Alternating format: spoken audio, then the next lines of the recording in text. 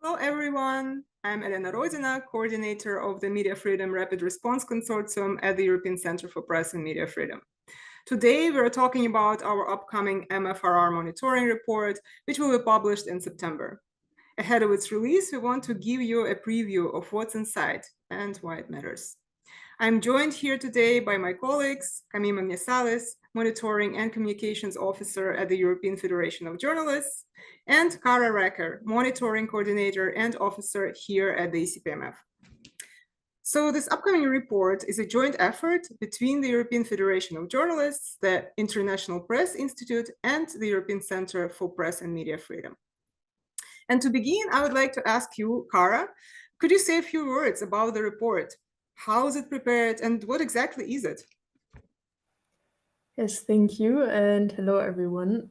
So we, as the MFRR monitoring team, we publish the monitoring report annually and biannually. It looks at 36 European countries, so this includes all the EU member states and all the candidate countries. And each edition of the report offers a general overview of all the data that we've collected over 6 or 12 months. But we also zoom in on certain countries and themes depending on the most important developments.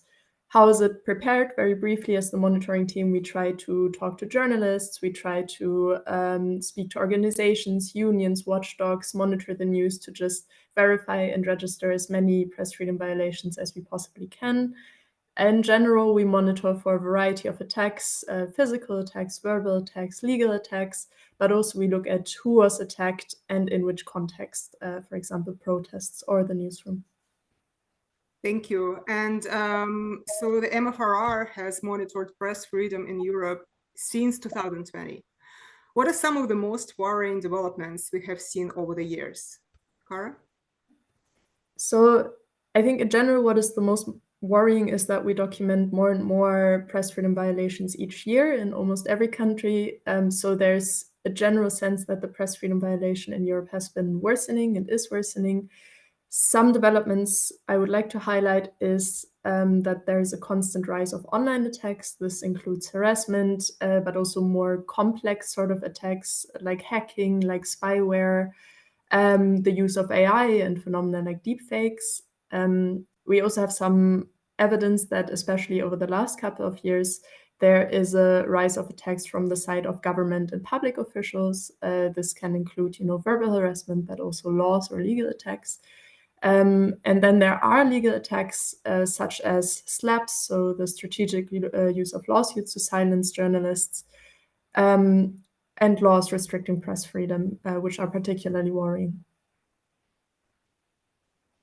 This sounds really concerning and also underlines the important role this report plays. And I would like to now ask Camille about something more specific. I know that we have a specific chapter dedicated to Serbia in this upcoming report. So how can you explain this? Why do we have this chapter? Yes, hello everyone, and thank you for the question.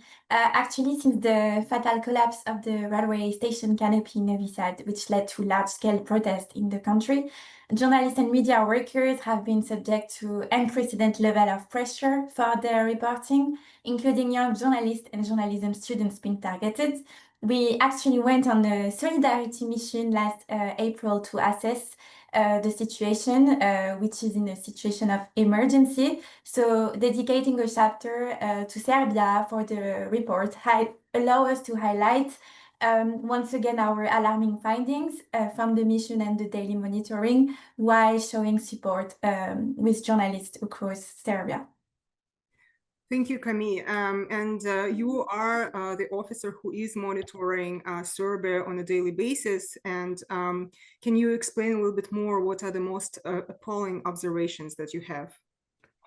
Unfortunately, investigation into attacks of journalists starting but never ending in a hostile climate for critical voices, fueled mainly by state representatives through smear campaigns, always aimed to portray independent voices as state opponents, then relayed by pro-government tabloids.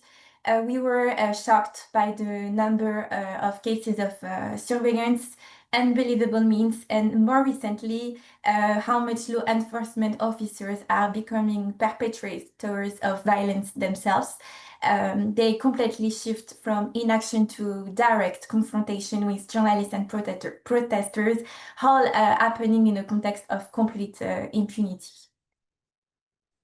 And to conclude our interview, Camille, this is all really concerning, of course, and everyone will be able to read more about these attacks and impunity in our upcoming report in September. But just to conclude, Camille, could you say a few words on behalf of MFRR to Serbian journalists? I think I would address a particular message to the young journalists.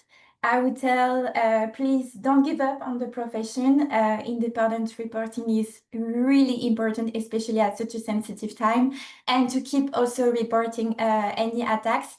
And if I can, a special mention also for the Journalist Association. I'm of course thinking about also to the EFG members, but for all the precious work they are doing despite the daily pressure for doing so, because if we have a report and a qualitative monitoring, it's really thanks to them also, and it's very important also to provide timely support to the journalists. So please keep going and report any threats that you might face for your work. Thank you so much, Camille, and thank you, Cara, for today's interview.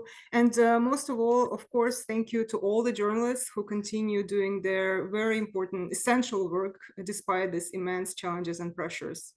If you'd like to dive deeper into the trends, cases, and insights we've discussed today and more, follow MFRR on social media across platforms and keep an eye on our monitoring report that is coming out this September. We really look forward to sharing the full findings with you.